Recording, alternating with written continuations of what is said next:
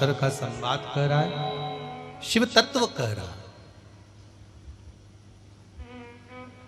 विश्वास जगाया,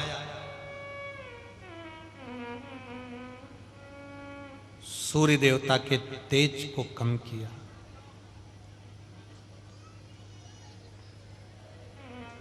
पर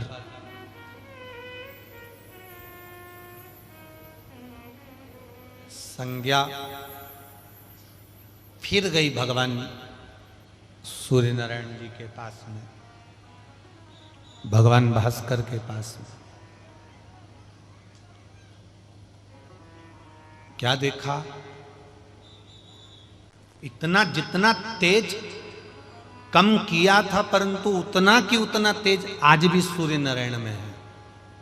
वो तेज कम जरूर हुआ,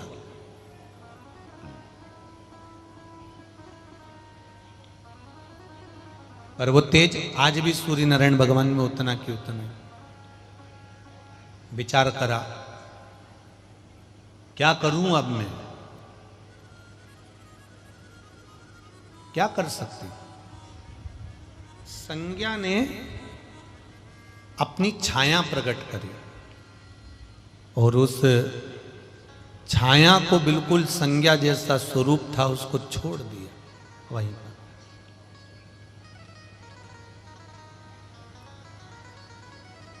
छाया ने पूछा मेरे लिए क्या आदेश है? संज्ञा कहती है कि तुम मेरी जैसी हो, मेरा ही स्वरूप मैंने तुमको दिया है, तुम सूर्य नारायण भगवान की सेवा में रहना, मेरे बच्चों की सेवा में लगे रहना, मैं तुम्हें छोड़ कर जा रही हूं। मान लो सूर्य देवता को मालूम पड़ गया और वो क्रोध करे तो मेरे को बताना तो पड़ेगा कि मैं संज्ञा नहीं हूं, मैं छाया हूं। हाँ बता दे, पर जब तक वो ना पूछें तब तक नहीं बताना। वो पूछेंगे तब आप बताइए, वो पूछें तब आप बोलिएगा।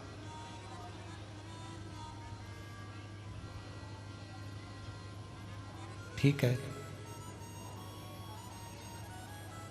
संज्ञा पिताजी के पास फिर आ गई तो पिताजी फिर जान गए, अभी मैंने तुम्हें विदा करा था, फिर तुम आ गई, क्या बात है, क्या हुआ ऐसा? विश्वकर्मा जैसे पिता होना चाहिए। बेटी अगर जरा जरा सी बात में लड़ झगड़ कर, क्रोध कर कर जरा जरा सी बात में अगर घर आ रही है तो उस बेटी को समझाने के लिए विश्वकर्मा जैसे पिता होना चाहिए, जो बेटी को समझा दे कि बेटी ये घर तुम्हारा है, माना हम तुम्हारे हैं, माना, पर विवाह होने के बाद ससुराल तुम्हारा मूल है, तुम वहां जाओ, वहां सेवा में लगो, वहां कार्य करो। पर संज्ञा को समझाया पिताजी ने, पिताजी कहते हैं वापिस जाओ। संज्ञा चली तो गई पर सूर्य देवता के पास ना जाकर एक अश्वी का रूप धारण करके, एक घोड़ी का रूप धारण कर कर वन में रहने लगी, लौट कर नहीं गई। विश्वकर्मा जी को लगा कि मेरी बेटी चली गई है, विश्वकर्मा जी को लगा मेरी बेटी पहुंच गई।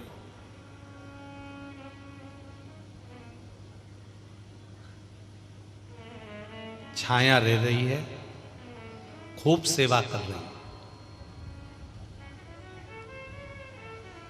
खूब सेवा।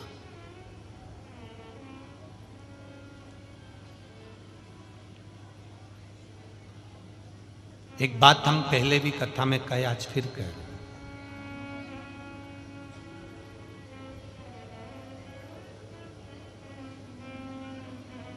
बर्तन वाली भले तुम्हारे यहां आए, मना नहीं है, बर्तन मांजे।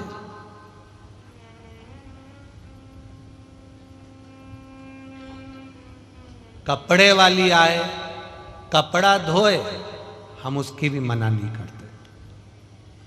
पर मेरी बहनों से एक निवेदन है, पति के लिए भोजन, भोजन बनाने वाली नहीं, स्वयं को बनाना चाहिए।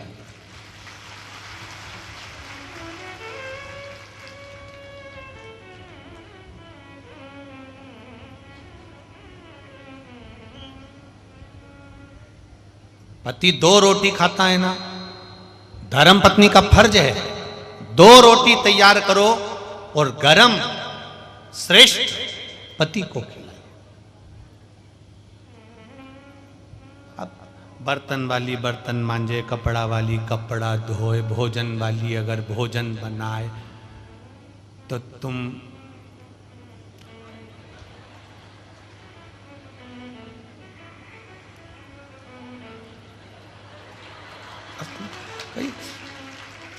प्रदर्शनी के लिए तो नहीं आए। बोलो री जीजियों, सही है कि गलत है?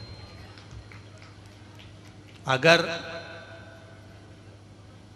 काम वाली ही तुम्हारे पति के लिए रोटी बना देने, उसका बर्तन मान दे और कपड़ा भी वही धो देने, प्रेस भी वही कर दे, तो फिर दिन फिरने में देरी नहीं लगती है। दिन फिरने में देरी नहीं लगती। तुम कब नौकरानी बन जाओ और नौकरानी कब महारानी बन जाए, इसका कोई ठिकाना नहीं, इसका कोई ठिकाना नहीं। मेरी जीजियों और मेरे जीजाओं, तुम सबसे निवेदन, थोड़ा सावधानी रखिए। वीआईपी बनो, खूब वीआईपी बनो, पर ऐसे वीआईपी मत बनना जिस वीआईपी पन में तुम्हारी आंख में आंसू भर जाए। ऐसा वीआईपी पन नहीं चाहिए। खूब बनो वीआईपी। साहब हमारे यहाँ काम वाली लगी हुई है, साहब हमारे यहाँ बर्तन वाली लगी हुई है, साहब हमारे यहाँ कपड़े वाली लगी हुई है, हमारे यहाँ ये लगा हुआ है, सब कुछ ठीक है, पर थोड़ा सा तुम एक बात अपने भीतर उतार कर रख लो कि अपने बच्चों के लिए और अपने पति के लिए अपने को तत्पर खड़े रहना है कि यहाँ। और पतियों से भी निवेदन है कि धर्म पत्नी अगर सम्मुख में है तो आपको 50 काम भी है तो अपनी धर्म पत्नी को आवाज लगाकर बताओ कि ये काम कर दे, दूसरे को ना बोला जाए। बहुत ध्यान देने वाली। आज के जमाने में बहुत, जब देखो, जब अखबार खोलो या सोशल मीडिया में देखो तो कुछ ना कुछ ऐसा सामने मिलता रहता है, कुछ ना कुछ सम्मुख में प्रकट होता रहता है। क्या हो रहा है इस पूरे संसार की स्थिति देख रहे हो आप? पहले लोग एक जरा से जानवर को चोट पहुंचाने में डरते थे, आज के जमाने में जिंदा की जिंदा काट देते हैं, मार देते हैं, पटक देते हैं। कोई समझ ही नहीं आ रहा है क्या हो रहा है। कहां चली गया हमारा संस्कार, कहां चले गई हमारी सभ्यता, कहां चले गई हमारी मर्यादा, कहां गए हमारे संस्कार? उन संस्कारों को, उन सभ्यताओं को हमें वापिस लेकर आना। ये तो गुरुजी पुराना फैशन है, पुराना फैशन। कितना विचित्र जमाना हो गया। तुम्हारे घर के बच्चों को दूसरे गोदी में लेकर घूम रहे हैं और तुम कुत्ता के पिल्ला पिल्ली को लेकर घूम रहे हो। कितना बदल गया। तुम्हारे घर के बच्चों को दूसरे छीछी करा रहे और तुम सुबह से कुत्ता की चेन पकड़ के चड्डा पहन के तुम छीछी करा रहे।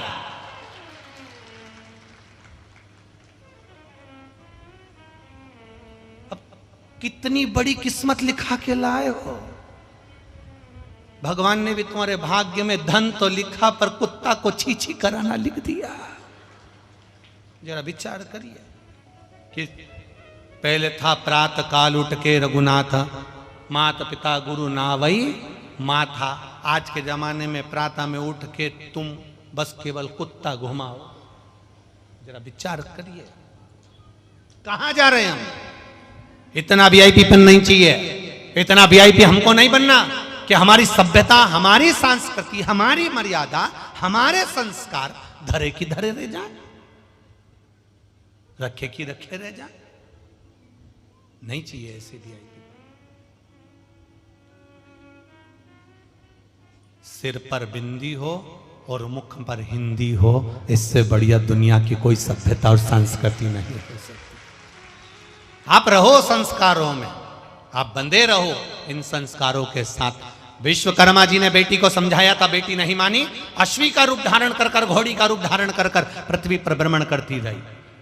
सूर्य नारायण भगवान के पास में छाया रह रही है, ये छाया को बोलकर गई थी कि तू मेरे पति की सेवा करना, मेरे पति के चरणों में रहना, मेरे पति के अनुसार कार्य करना, मेरे बच्चों को संभालती रहना। पर उसने ये नहीं कहा था कि मेरे पति के साथ में रहना, परंतु वह छाया रही पति के साथ में, सूर्य नारायण भगवान के साथ में, और उसी संज्ञा का एक स्वरूप, छाया संज्ञा ही मानो, वो सूर्य नारायण के साथ में रह रही थी।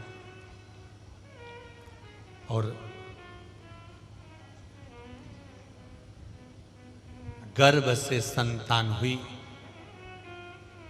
संज्ञा जितना भजन करती थी, छाया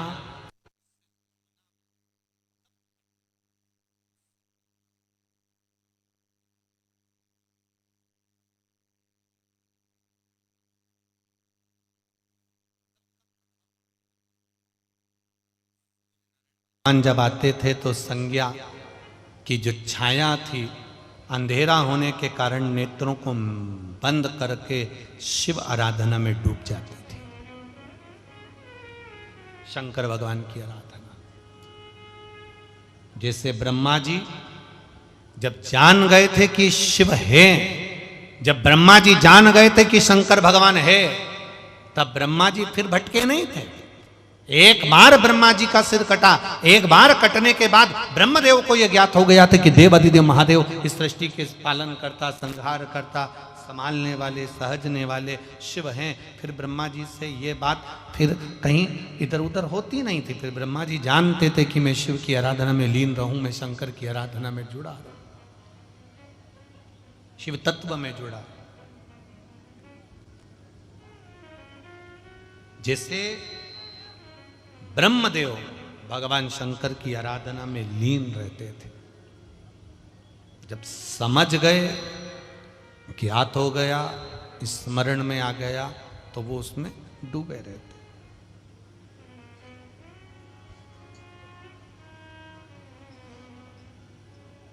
होता है दुख ज्यादा बड़ा आ जाता है तो उसको काटने में थोड़ा समय लगता है। दुख अगर बड़ा है तो उसको काटने में समय लगे। एक पत्र आया, उस पत्र में किसी सोनू सोनी, बैतुल बाजार से है ये पत्र। कहीं बैठी हैं, आप ही हैं? श्री शिवाय नमस्तुभ्यम। एक बार हाथ हिला दीजिए। हर हर महादेव। मेरा नाम सोनू सोनी है, मैं बैतुल बाजार से हूँ। बाबा, मेरा जिंदगी का एक बहुत बड़ा काम हुआ, उसी का धन्यवाद देने यहाँ बैठकर कथा सुन रही हूँ। मेरे पैर का दर्द इतना था कि मैं वर्णन नहीं कर सकती। डॉक्टरों ने घुटने के लिए ऑपरेशन तक का बोल दिया था। चल भी नहीं पाती थी घर के अंदर 2 कदम। डॉक्टर ने ऑपरेशन का बोला था, लेकिन मैंने शिव महापुराण की कथा टीवी पर सुनी और आपके कहे अनुसार प्रदोष काल में 7 बेलपत्री वाला उपाय किया, और उसी दिन से बाबा की ऐसी कृपा हुई गुरुजी, आज मैं 5 किलोमीटर पैदल चल सकती हूँ। बाबा ने मेरा हाथ पकड़ा और मेरा पाँव ठीक करा। मैं बाबा को धन्यवाद देती हूँ। गुरुदेव, आप मेरे परिवार वालों से भी पूछ सकते हो कि मेरे पाँव की दशा क्या थी। 2 कदम भी मुझे घर चलने में तकलीफ आती थी। बैठिए बहन। श्री शिवाय नमस्तुभ्यम। बैठिए। ये शिव है, ओ घड़ी शंकर दयालु। ब्रह्मा जी ने जैसे तप साधना के बल को बढ़ा लिया, उसी तरह छाया ने भी अपने तप बल को बढ़ा लिया। छाया ने भी तप बल को बढ़ाया। ऐसा नहीं कि छाया ने तप बल को नहीं बढ़ाया, उसने भी तप बल को बढ़ाया। और उस तप बल के बढ़ने का जो भाव प्रकट हुआ, वो ये भाव प्रकट हुआ कि ब्रह्मा जी ने भगवान शिव से सृष्टि रचना का जो भार तत्व जाना, अर्धनारीश्वर स्वरूप का जो दर्शन कराना चाहा, तब ब्रह्मा, विष्णु और महेश तीनों ने मिलकर सृष्टि के निर्माण का विचार कर लिया, और तीनों देवता हमारे बीच में पधार रहे हैं। ब्रह्मा, विष्णु और महेश। जोरदार ताली बजाकर स्वागत करिए।